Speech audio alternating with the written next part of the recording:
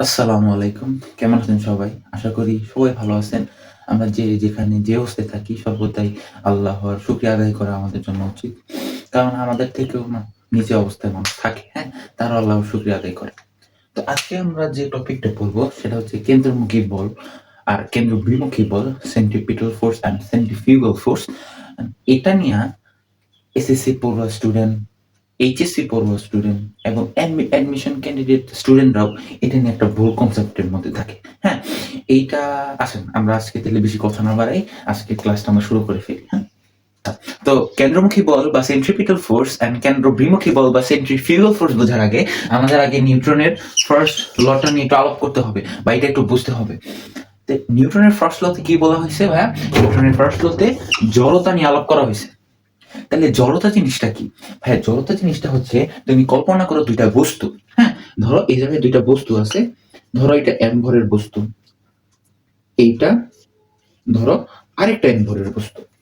ধরো এই বস্তুটা আছে হচ্ছে স্থির অবস্থায়, মানে এইটা নড়াচড়া করতেছে না। আর এইটা ধরো একটা বেগ নিয়ে এটা গতিশীল আছে, এইটা গতিশীল গতিশীল এটা ধরো এইদিকে গতিশীল আছে। এই জায়গায় তুমি চিন্তা করতে পারো কি এই জায়গায় কোনো ঘর্ষণ নাই, এই জায়গায় কোনো বাধা নাই, কোনো ঘর্ষণ নাই। এইটা চিন্তা করতে, ঘর্ষণ নাই, বাধা নাই। হ্যাঁ, বাধা নাই। ওকে, এটা চিন্তা করবা। তো ভাইয়া এই বস্তুগুলোর উপর নিট ফোর্স নিট ফোর্স এই বস্তুগুলোর উপর নিট ফোর্স বা প্রযুক্ত বল যদি জিরো হয়, তাহলে সবসময় এই স্থির বস্তুটা সারা জীবন স্থির থাকার চেষ্টা করবে। আর এই গতিশীল বস্তুটা সমবেগে সরলরৈখিক পথে, এই যে সরলরৈখিক পথ, এই সরলরৈখিক পথে চলতে থাকবে। এইটাই হচ্ছে ইনার্শিয়া। এই যে একটা স্থির বস্তু স্থির থাকার প্রবণতা এবং একটা গতিশীল বস্তু সরলরৈখিক পথে সুসমবেগে গতিশীল থাকার যে প্রবণতা, দিস ইজ কল্ড জড়তা বা ইনার্শিয়া। এটাই হচ্ছে নিউটন ফার্স্ট ল। আমরা সবাই বুঝতে পারছি। এই বিষয়টা যদি আমরা বুঝতে পারি, আমাদের কেন্দ্রমুখী বল কেন্দ্র বিমুখী বল ক্লিয়ার ভাবে সঠিকভাবে বোঝাটা একবারে একবারে ইজিয়ার হয়ে যাবে। আমরা বুঝতে পারছি। আমরা যদি ভাইয়া নিউটনের ফার্স্ট ল তে যেটা বলা হয়েছে ইনার্শিয়া, এই ইনার্শিয়াটা যদি বুঝে থাকি তাহলে এখন আমরা আসি যদি আচ্ছা নিউটনের ফার্স্ট ল যেটা জড়তা বা ইনার্শিয়া, এই বিষয়টা যদি আমরা ভালোভাবে বুঝতে পারি তাহলে এই কেন্দ্রমুখী বল এবং কেন্দ্রবিমুখী বল যেটা centripetal force and centrifugal force, এই বিষয়টা বোঝা আমাদের জন্য পানি ভাতের মতো হয়ে যাবে, মানে খুব ইজি হয়ে যাবে।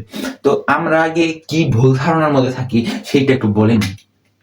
আমরা বলি কি, আমরা যখন একটা ভারী বস্তু বা একটা তুলনামূলক একটু ভারী বস্তু যেটা দড়ির সাথে বেঁধে যদি আমরা আঙ্গুলে ঘুরাই, ধরো এটা আমার কেন্দ্র, আমি এখান থেকে একটা দড়ি নিয়ে এই জায়গায় একটা বস্তুকে আমি এভাবে ঘোরাচ্ছি, এভাবে ধরো ঘোরাচ্ছি। আমরা কি বলি, আমরা এইভাবে যেহেতু একটা টান দিচ্ছি, এই বস্তুটাও অটোমেটিকলি এই বস্তুটার উপর একটা এরকম বিমুখী বল, একটা একটা কেন্দ্রের দিকে যে টান দিচ্ছি, এইটা এই বস্তু কেন্দ্রের মুখে কেন্দ্রের দিকে যে টানটা দিচ্ছি, ওই টানটার জন্য ওই বস্তুটার উপর একটা বিমুখী বল আসে। এই জিনিসটাকে আমরা বলি কেন্দ্র বিমুখী বল।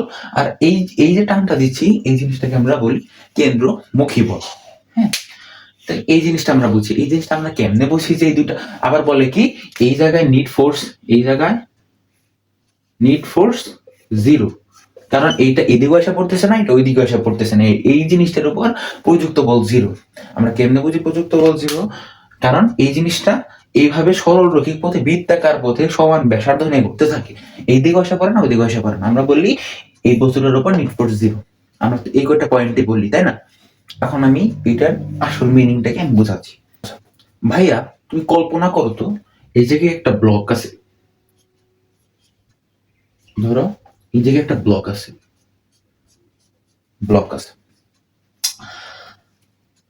এইটা ধরো গতিশীল, এদিকে এটা ধরো গতিশীল।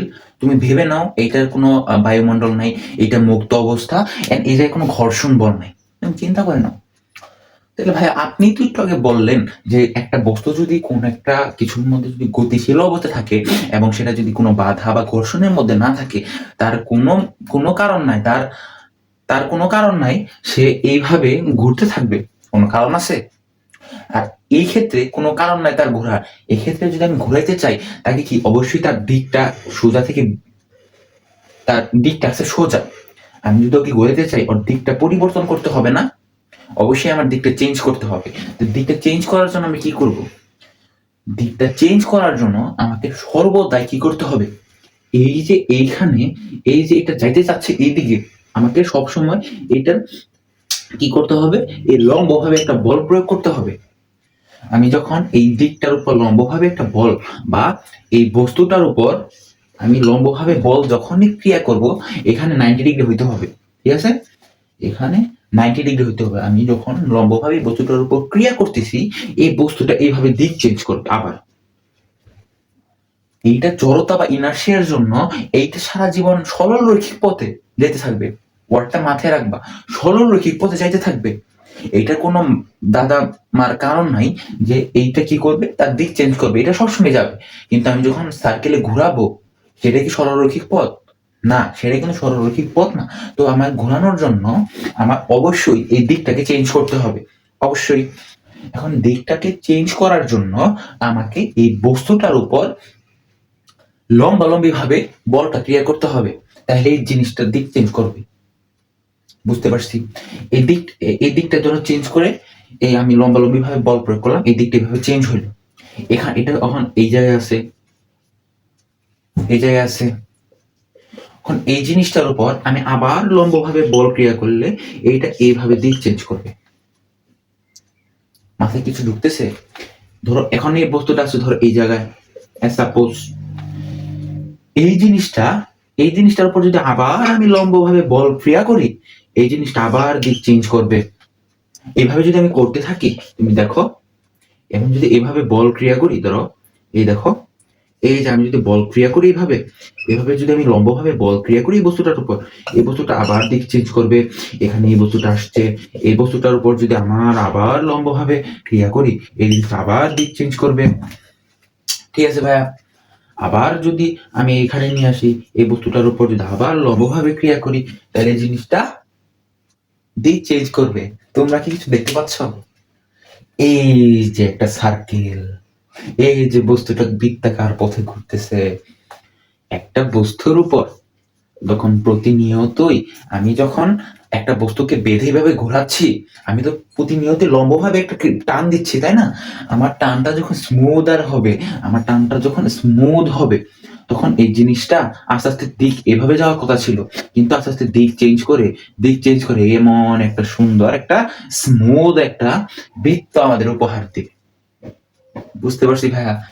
এই ক্ষেত্রে তোমার কি বুঝবা? এই বস্তুটা যদি এইখানে থাকে, এই বস্তুটা যেতে চাবে এইদিকে।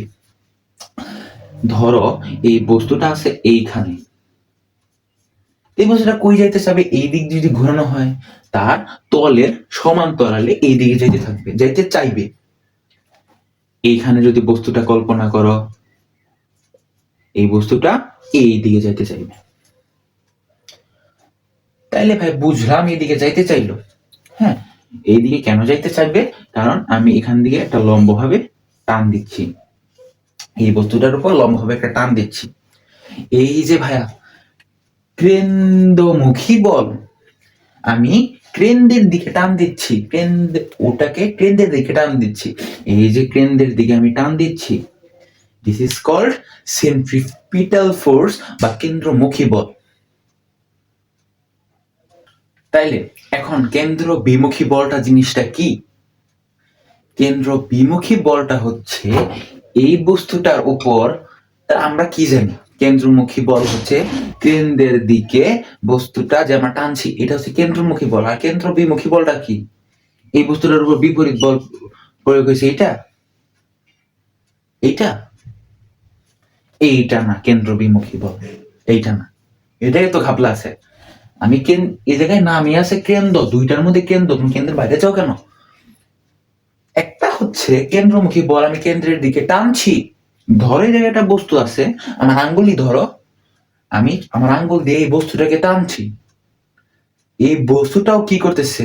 আমার আঙ্গুলটাকে টানছে।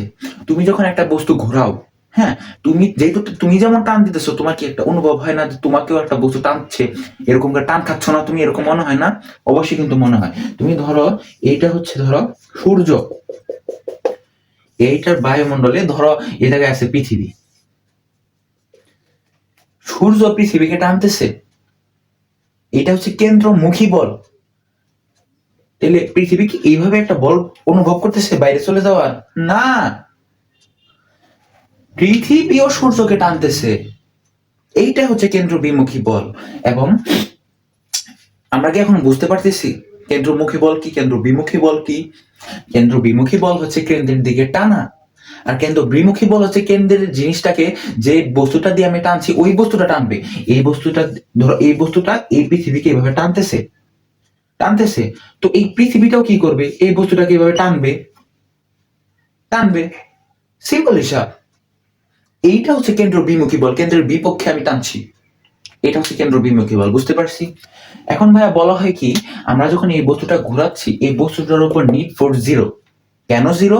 যাতে যেন, কেন জিরো, এই জিনিসটা এইভাবে চলেও যায় না, এইভাবে আমার কেন্দ্রের দিকে চলেও আসে না, একটা ব্যাসার্ধ, সুন্দর একটা ব্যাসার্ধ ব্যাস নিয়ে এটা ঘুরতে থাকে। এই জন্য বলা হয় যে এটার উপর নিট ফোর্স জিরো। কারণ ধরো একটা রক, একটা ধরো একটা পাথর, এইটার উপর 10 নিউটন বল প্রয়োগ করতেছে, এই জায়গা থেকে 10 নিউটন বল প্রয়োগ করা হইতেছে। তা এইটার উপর নিট ফোর্স কত? এইটার উপর নিট ফোর্স জিরো। এই জিনিসটা কি নড়াচড়া করবে? এই জায়গা থেকে সমান বল প্রয়োগ করতেছে, এই জায়গা থেকে সমান বল প্রয়োগ করতেছে। তাইলে এই বস্তুটা এই জায়গায় থাকবে। তুমি আরেকটা জিনিস চিন্তা করো, ধরো এই জায়গায় একটা বস্তু আছে, এই দিক দিয়েও তুমি টানতেছো হচ্ছে ধরো 20 নিউটন বলে, এই দিকেও তুমি টানতেছো 20 নিউটন বলে। এই জিনিসটার উপর নিট ফোর্স কত বা প্রযুক্ত বল কত? জিরো। কারণ এই জিনিসটা ওইদিকেও চলে যাবে না, এই জিনিসটা এইদিকেও চলে আসবে না, এই জিনিসটা এই জায়গায় স্থির থাকবে। তো এই জায়গাও ঠিক, এই জায়গাও বলা হয় যে এইদিকেও সমান ফোর্স, এইদিকেও সমান ফোর্স, এই জিনিসটা স্থির থাকবে। বা এইটার উপর নিট ফোর্স জিরো। কেন নিট ফোর্স জিরো বলা হয়? কারণ এটা সমান ব্যাসার্ধ নিয়ে এটা ঘুরতে থাকে। তো এই জিনিসটা কেন এটা নিট, তো উত্তরটা বলে দেই, এইটার উপর net force is not equals to zero. এটার উপর নিট ফোর্স জিরো না। এই বস্তুটাই যখন এইভাবে সরলরৈখিক পথে ওর উপর যখন নিট ফোর্স জিরো ছিল, এই জিনিসটাই তখন সরলরৈখিক পথে সমবেগে চলতেছিল। আমি তারে কি করছি, তার একটা বল প্রয়োগ করার ফলে, তার একটা 90 ডিগ্রি বল প্রয়োগ করার ফলে তার দিকটা চেঞ্জ করছে, এবং এই এবং বারবার এই দিকটা চেঞ্জ করার কারণে একটা আমরা স্মুদার একটা বৃত্ত পথে একটা বস্তুকে পাইছি। তা পাইছি না? অবশ্যই পাইছি। তো এই জিনিসটা যখন নিট ফোর্স তার উপর জিরো ছিল, তাহলে সমবেগে যাইতেছিল, তার উপর একটা বল প্রয়োগ করে আমি তার দিকটা চেঞ্জ করছি। তার মানে কি ভাইয়া, এখানে আমি একটা বল প্রয়োগ করছি না? বল প্রয়োগ করছি না? তো আমি যে বলটা প্রয়োগ করলাম, তাহলে এইটার উপর কিভাবে নিট ফোর্স জিরো হয়? এইটা যে ঘুরতেছে, এইটার একটা ভাই ত্বরণ হচ্ছে না? প্রতিনিয়ত তুমি যখন ঘোরাবা দেখবা এটা গতিটা আস্তে বাড়তেছে। বেগবিদ্যুতের হারকে আমরা কি বলি? ত্বরণ বলি। তো আমরা তো দেখতে পারি, আমরা কি একটা সূত্র জানি কিনা নিউটনের সেকেন্ড ল থেকে, F is equals to ma, famous একটা সূত্র। এখানে ভরটা যদি মনে করো মনে করো একই ওজনের ক্ষেত্রে, ধরো 1 কেজি ওজনের ক্ষেত্রে, বা একাধিক বস্তুর একই ওজনের ক্ষেত্রে যদি তুমি কল্পনা করো, F is proportional to a ধরতে পারো না? তো যেখানে ত্বরণ আছে সেখানে তো বল অবশ্যই আসবে, তাই না? অবশ্যই। তো এই জায়গায় এই বস্তুটার উপর, তো এই বস্তুটা সমবেগে সরলরৈখিক পথে যাইতেছিল, তো ওর তো কোনো কাজ নাই যে ও দিক চেঞ্জ করবে। আমি একটা সার্টেন একটা বল প্রয়োগের ফলে একটা ফোর্স আমি নিচে দিয়ে টান দিছি বলেই তো ও ওর দিক চেঞ্জ করছে। এভাবে আস্তে আস্তে টান দেওয়ার পরে ও তার একটা বৃত্ত পথে সে ঘুরতেছে। তার মানে এই জায়গায় net force is not equals to zero. ঠিক আছে? তো এই কিছু কেন্দ্রমুখী বল, কেন্দ্র বিমুখী বল নিয়ে কিছু ভুল ধারণা থাকে ছাত্রছাত্রীদের ভিতরে। তো আই থিঙ্ক সব ক্লিয়ার হয়েছে। এরকমই ভিডিও পেতে চ্যানেলটা সাবস্ক্রাইব করে রাখতে পারো, এবং কি বিষয়ে তোমাদের সমস্যা হয় সেই বিষয়টা আমাকে জানাতে পারো। আজকের জন্য টাটা।